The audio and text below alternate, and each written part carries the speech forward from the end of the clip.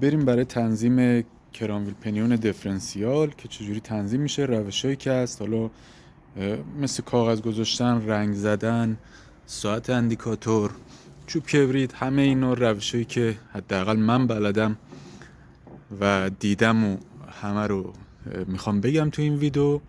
اگه شما یه روشی هم استفاده میکنین که تو این ویدیو استفاده نشد، خوشحال میشم بگین به چه روش تنظیم میکنین و اندازه گیری میکنین تنظیمات دیفرنسیال رو.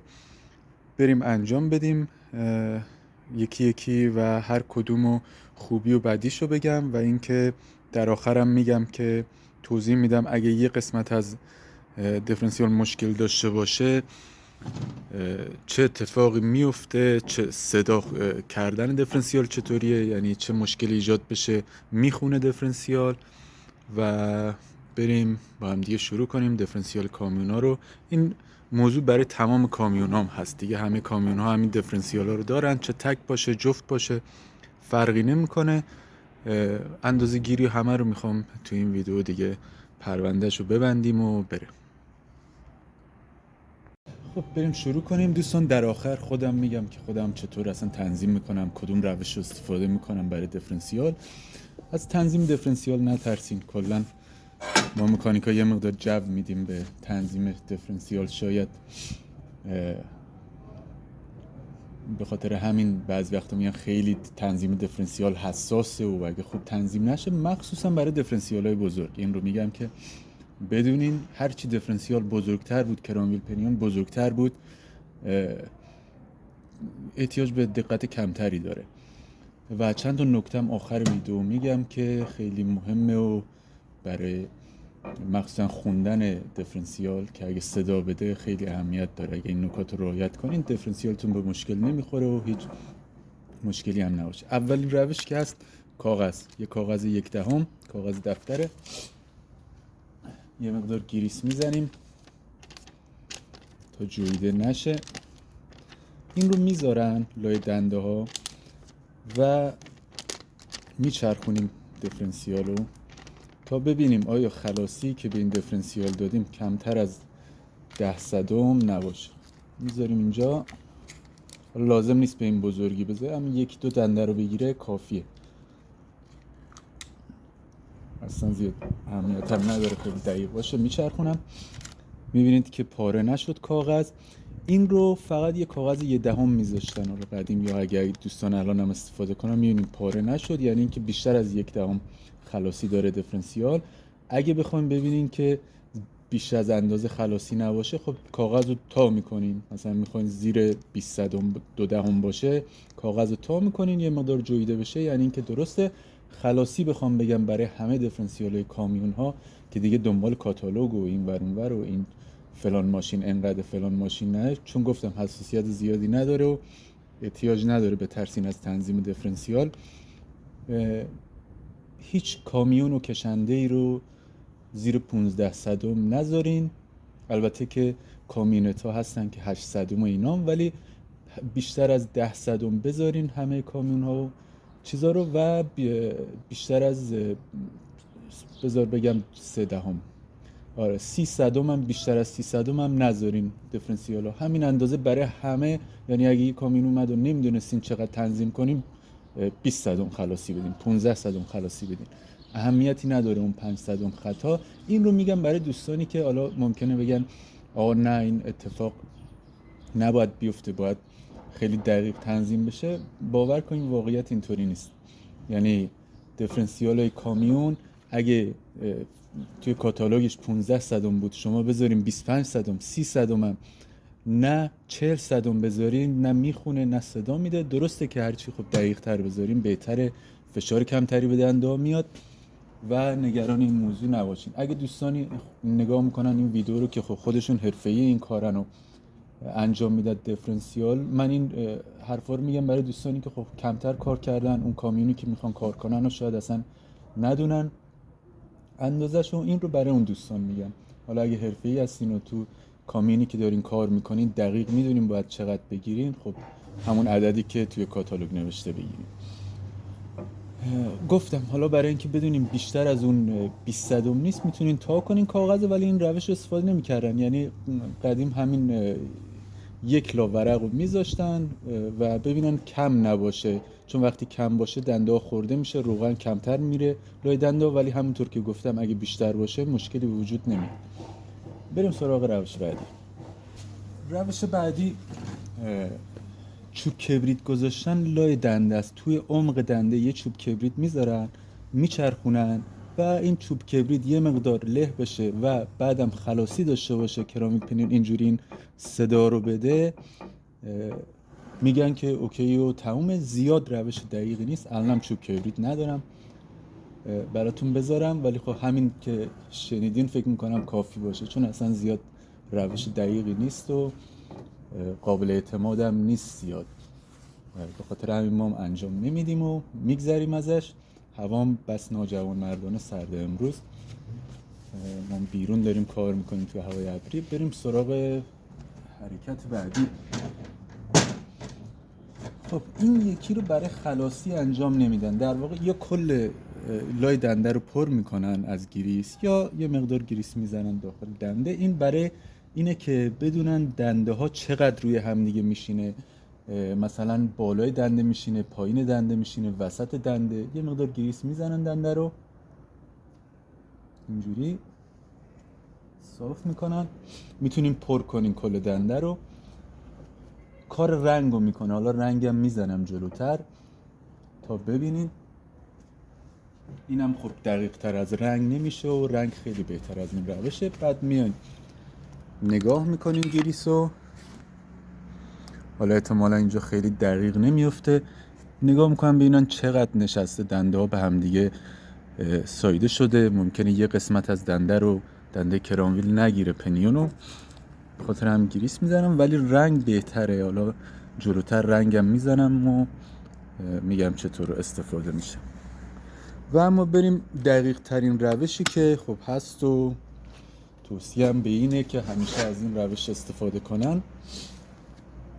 یه ساعت اندیکاتور میخوایم با پایه آهنربایی، ساعت رو میاریم روی دنده کرامویل یا پنیون فرقی نمیکنه، اون ورم بذارین اوکیه.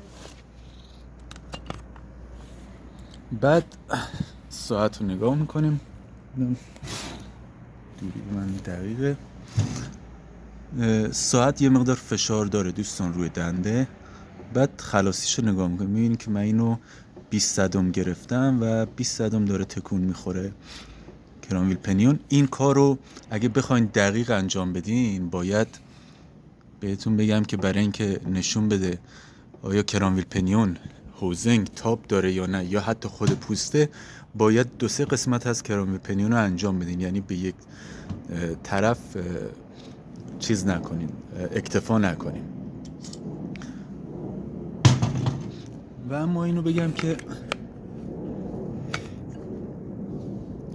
اینم از ساعت. این نکته رو بهتون بگم که هوزنگ‌های مختلفی هست، مخصوصا تو ماشین‌های چینی که جلو عقب وای میستن. این جلو عقب وایستادن این هوزنگ‌ها تنظیمات رو به هم میریزه، کرامویل پنیون رو به هم میریزه.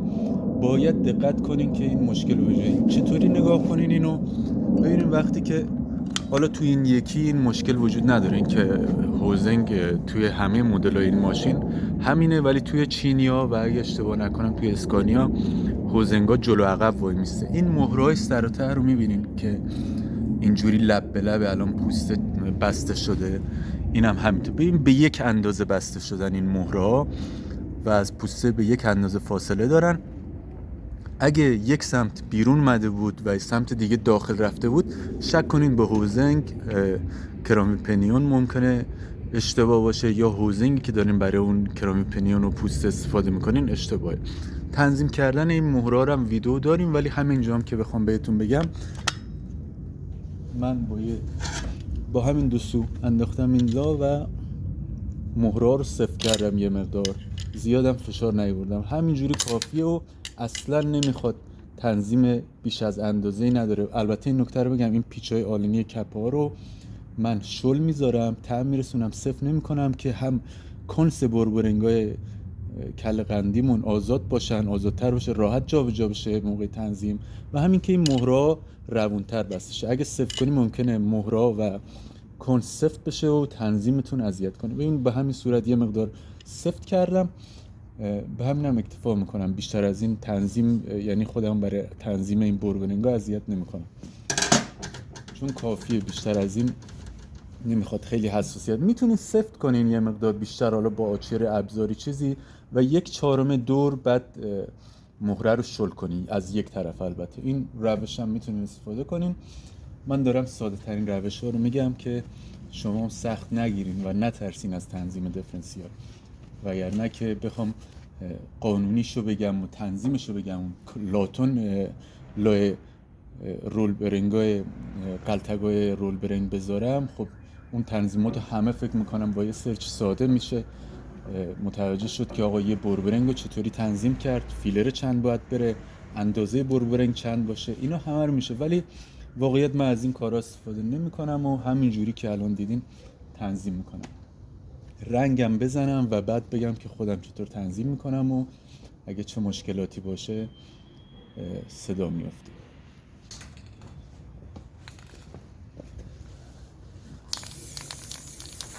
دو تا دنده رو رنگ میزنم من براتون. میتونین 2-3 طرف رو امتحان کنید، ولی حالا چون فقط میخوام ویدیو بگیرم یک طرف رو میزنم.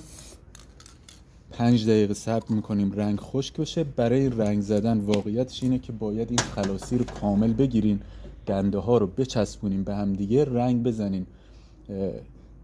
ببینید چقدر دنده، اینم برای تنظیم دنده ها نیست، این برای اینه که بازم ببینید دنده ها چقدر روی هم دیگه میشینه، جلو عقب وایستاده، اشتباه نباشه، پوسته تاب نداشته باشه، که کرامویل تاب نداشته باشه یک طرف دنده رو بگیره. حالا میذاریم خشک بشه، بعدن میچرخونم و بهتون میگم چجوریه. ببینید دوستان، اگه خلاصی اینو من الان به جای 20 صدم اگه نیم میلم بگیرم، دیفرنسیال شما اصلا نمیخونه، این دیفرنسیال صدا نمیده، هیچ مشکلی هم نداره، ولی خب دنده ها کمتر توی همدیگه میخورن و فشار بهش میاد، مخصوصا وقتی که خب کرامویل پنیونایی که اینجوری، خب اکثر کامیون ها همینجوری ان و زاویه دارن، توی دنده عقب احتمال شکستن داره اگه این خلاصی بیش از اندازه باشه. ولی 1/10 و 2/10 خلاصی بیش از اندازه مشکلی نداره، کار میکنه. و همه اینا رو دارم میگم، بازم حساسیتتون نسبت به تنظیم دیفرنسیال پایین تر بیاد. اینم از این. اگه بوربرنگا رو آزاد بگیرم، من این مهره رو الان 1-2 دور باز کنم، بیشتر از نیم میل 1 میل شروع میکنه به خوندن، لرزش کردن و خب احتمال شکستن اینها هم هست کرامویل پنیون. ولی اونجوری نیست که مثلا 1/10 خلاصی بیشتر بدم به این بوربرنگ مشکلی پیش بیاد. ولی هرچی خلاصی این بوربرنگا بیشتر باشه، بازی کنه یا بوربرنگا خراب بشن، اون دیفرنسیال شروع میکنه به صدا دادن. راجب پنیون هم همینه، بوربرنگای پنیون هم اگه مشکل بخورن، پنیون لرزش میکنه و صدا میده. ولی اگه این دنده، یکی از این دندان نصفش هم بپره، یا 2-3 تا از دنده جای مختلف بشکنه یه گوشش، صدا نمیده اون دیفرنسیال. ولی اگه خورده بشه، یعنی خلاصی کم باشه و دنده خورده بشه، موریانه خور بشه، اصطلاحاً اون دیفرنسیال هم احتمال خوندنش و صدا دادنش هست. همونطور که گفتم من این آلنا رو شل میذارم، تنظیم میکنم و در آخر سفت میکنم. حالا البته الان سفت کردم و تنظیم کردم دیفرنسیالو. خب رنگ ما هم خوش شد و الان یه چند دوری میچرخونیم. البته که باید این خلاصی رو میگرفتیم، ولی چون فقط برای ویدیوه خودم هم استفاده نمیکنم، واقعا سفتش نمیکنم. بعضی وقتا که اگه رنگم بزنم همینطور با خلاصی که هست رنگ میزنم، نمیچسبونم کرامویل پنیونو، ولی اصلش اونجوری. چند دوری میچرخونیم تا دنده ها روی همدیگه رنگو از بین ببره اون جایی که هست و ببینیم چطور روی هم میشه.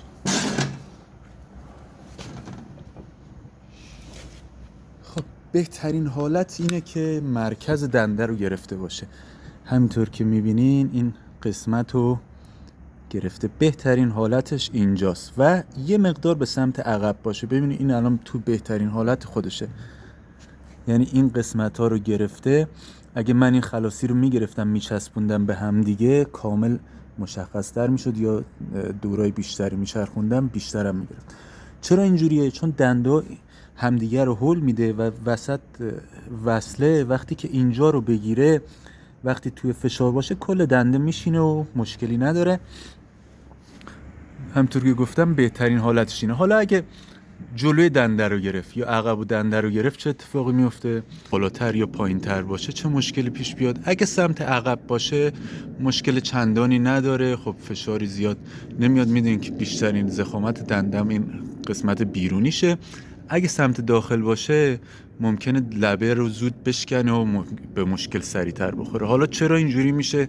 تا ورداشتن پوستا، هوزنگ، خود دنده ها میتونه این اتفاق رقم بزنه. ولی خب من شخصا تا حالا به خاطر تاب ندیدم، یعنی این همه دیفرنسیالی هم که باز کردیم و بستم ندیدم که مثلا بیاد این نیم سانت بالا رو بگیره. فقط همیشه خب نصف دنده رو رنگ میزنی بدون مشکل میگیره و مشکلی نیست. اگه این موضوع رو هم بگم که اگه تنظیم کردین دیفرنسیال و یه طرف خلاصیم به عنوان مثال 10 صدم بود، سمت دیگه 30 صدم بود، چیکار کنیم اون موقع و تاپ داشته باشه؟ بازم من بالای 20 صدمم این دیفرنسیال ها رو جمع کردم. نه فقط این، یعنی چینی ها هم اگه بخوام بهتون بگم چینی هم جمع کردم اینجوری که 20-25 صدم تاپ داشته کرانویل پنیون جمع شده بدون مشکل هم کار کرده. چرا این اتفاق ممکنه؟ بازم برای هوزنگ به هر حال خیلی ها جوش تراش میکنن، مخصوصا اونایی که جوش تراش میکنن هوزنگ ها توی چینی ها خیلی مد این کار رو میکنن. تاپ ورمی داره، میگم بالای 20 صدم هم بستم، ولی خب معمولا همه چی درست باشه ممکنه 3-4 صدم هم تاپ داشته باشه و مشکلی نیست، میشه بس و اتفاقی برای اون دیفرنسیال نمیفته. ولی خب سعی کنین کمترین جا رو، خب به عنوان مثال اینو میخوام 15 صدم خلاصی بدم، کمترین جا رو 15 صدم میذارم. حالا اون قسمتی که تاپ داره و بیشتره اشکال نداره. اینم از رنگ. و اگه بگم بهتون چطوری خودم تنظیم میکنم، نه کاغذ میذارم، نه رنگ و نه ساعت و حتی چوب کبریت. واقعیت اینه که حسی همین خلاصی رو الان این خلاصی رو با دست تنظیم کرده بودم من و البته خودم فکر میکردم 15 صدم بیشتر نباشه ولی 20 صدم و خیلی کم پیش میاد مگه اینکه پوست دستکاری جوش تراش شده باشه، اطمینان نداشته باشم حالا اون لحظه چه اتفاقی بیفته که ساعت بذارم. این رو میگم که بازم دوستان حساسیت به خرج ندن و فکر نکنن که حتما باید ساعت داشته باشم برای تنظیم. من همجوری حسی از روی تجربه تنظیم میکنم کرانویل پنیون و جای مختلفش رو نگاه میکنم و همیشه هم مشکلی نداره، کار میکنه تا حالا خدا رو شکر و مشکلی نداشته. بازم میگم اینو میگم که حساسیت به خرج ندین و فکر نکنین حتما باید یه ساعت اندیکاتور داشته باشین تا دیفرنسیال رو تنظیم کنین. یه نکته طلاییم در آخر بگم، تا اینجای ویدیو اومدین خب دیگه آخره ویدیو، لایک و کامنت فراموش نشه. روشی که خودتون تنظیم میکنینم اگه لطف کنین و بگین و اگه ایرادی چیزی هم به نظرتون بود حتما خوشحال میشم بشنوم. و اینکه همه اینایی که گفتم به خاطر دیفرنسیال‌های بزرگه، کاری به سواری‌ها و نمیدونم ماشین‌های شاسی و اینا نداریم، چون هرچی دیفرنسیال کوچیک‌تر بشه احتمال خوندنش توی دور زیادتر میشه و باید حساسیت بیشتری به خرج بدیم. هرچی این خلاصی رو کمتر بگیرین صدا بیشتر میشه و هرچی بیشتر بگیرین صدا کمتر میشه. این نکته هم هست که باید میگفتم. و دیفرنسیالایی که توپیای چرخاشون یعنی پولوساشون تنظیم دارن، به اجازه بدین نشون بدم من روی ماشین. ببینید این مدل توپی رو میگم که این پیچ تنظیم پولوسه. این پیچا رو باید تنظیم کنین. اگه زیاد خلاصی باشه یا صدا میده، ممکنه دیفرنسیالتون صدا بده. روشش هم خیلی ساده است. مهره رو شل میکنین، پیچو صفر میکنین تا آخر و مهره رو صفر میکنین. زیادم صفتش میتونین نیم دورم برگردونین و پیچو شل کنین، بعد مهره رو صفر میکنین. کامینایی که پولوساشون اینجوری تنظیم میشن باید تنظیم کنین. اگه تنظیم نکنین خلاصی بیش از اندازه باشه، دیفرنسیال تعمیر میکنین میره و بعد میان میگن آقا صدا میده و مشکل داره. خب دوستان دیگه فکر میکنم همه نکات رو گفتم، تنظیما رو گفتم و اینکه همیشه موفق باشین، لایک و کامنت فراموش نشه و بازم موفق باشین دیگه.